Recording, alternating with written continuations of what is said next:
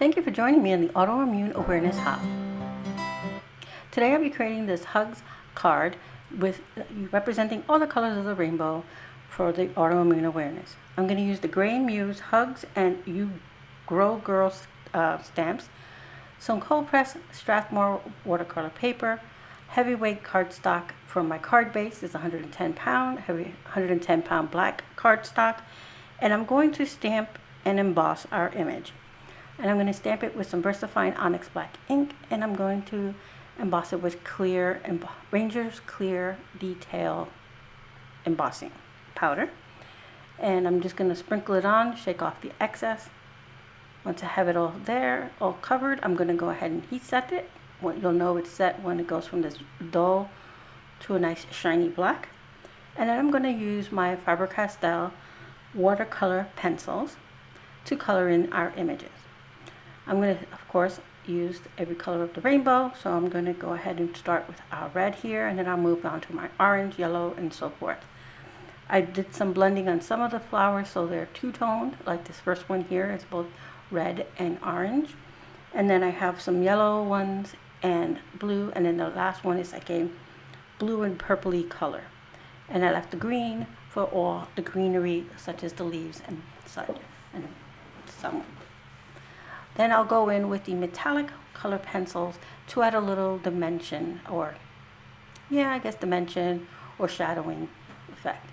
So what I do is I color in the image close to the bottom, as dark as I want it. And then I use a number 1, you could also use a 0, watercolor paintbrush, some clear water, and then I just dip it into the colored area and I pull it out. So it's darker towards the base and then it goes lighter. And I try to move across the card, not to go too close to too many that are too close to each other, so I don't have any pooling of my water. But having the edges embossed helps contain that a bit. And I'm trying to keep my huge hug letters here clear. I want them to stay white. And I got a little bit of my color in there, so I just washed out my brush, went in and used the clear water, wet it, and then dabbed it up with my towel just to get any of it out. And I'm sorry I'm a bit off screen here, but I'm just repeating the process. And then I noticed that my red needed a little bit more color, and once that area is dry, I can go back in with my pencil. For the greenery, I'm going to use 2 shades of green. For the stems, I'm going to keep them in the darker green, and then I'll start at the base of the leaves with this darker green, and then I'll add a little bit of a lighter green. So that'll create a nice shading for our stems. So here I am going with the lighter one, and then once you use the water, it'll blend nicely. So here's my purple flower, and I'm going to start with a little bit of this blue, and it's a darker blue, and then I'm going to add the purple right next to it so that it blends together and it gives me this more of a periwinkly kind of blue.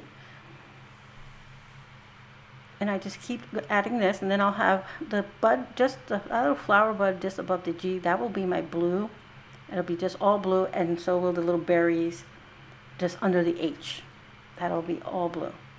So I'm going back in with my brush again with just plain white, not white, I did it again, plain clear water.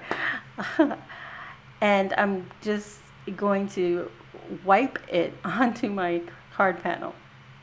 So here we are with the blue, and I'm just, again, pulling it and dragging that color out.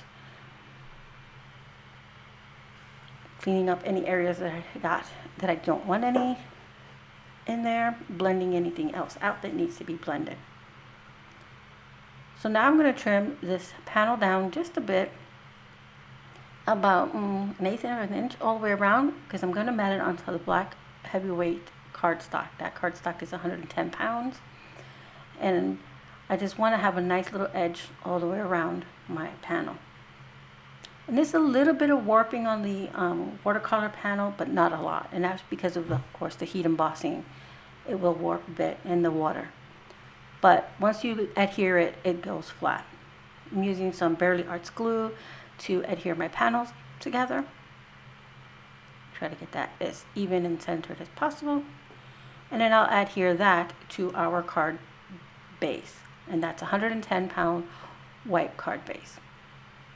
Once I have that on there, I'm going to stamp our sub-sentiment, which reads, "You've been on my mind." So our card will be hugs.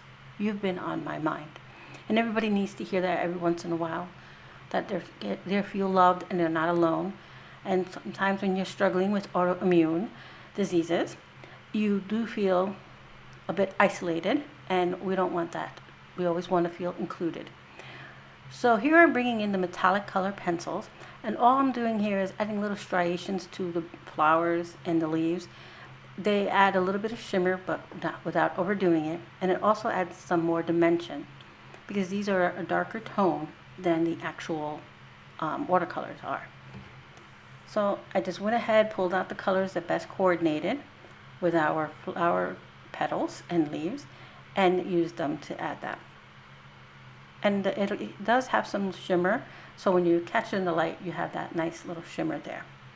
All right, so that's all done. I'm going to go ahead and add my sub-sentiment, which forgot one more. Forgot the orange.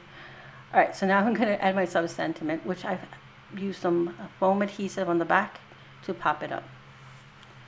Now I'm going to bring some Doodles Paper Playgrounds Rhiannon Moonchild Sparkle Blend. Fortunately, this sparkle blend is out of stock, but there's other beautiful sparkle blends you can use. Of course, I'll have everything that I use linked in the description box below. And I'm only using the black and silvery ones, just because I don't want anything to overpower this. I want my focus to be on that bouquet of flowers and the sentiment. That's why I left the sentiment white, because it stands out against all that color. So thank you so much for being here. I hope you found some inspiration. Don't forget to follow us throughout this hop using hashtag Autoimmune Awareness Hop. And I wish you a good day.